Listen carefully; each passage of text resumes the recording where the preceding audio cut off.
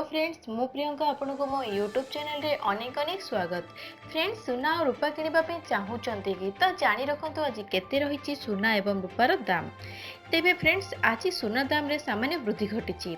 आज भारतीय बजार रे 22 कैरेट सुनार दर 10 ग्राम प्रति 48,140 टका पहुंचथिबा बेले 24 कैरेट सुनार मूल्य 49,140 टका पहुंचिछि।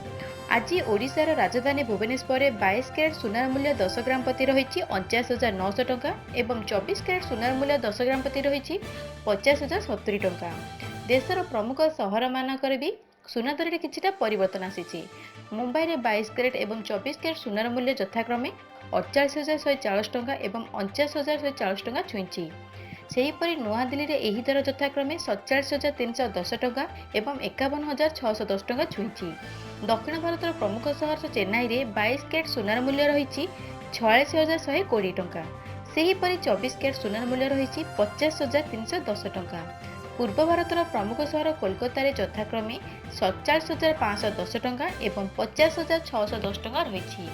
अन्यपटे रूपार मूल्य किलोग्राम प्रति 67,700 टका रही रेकर्ड करा जायछि।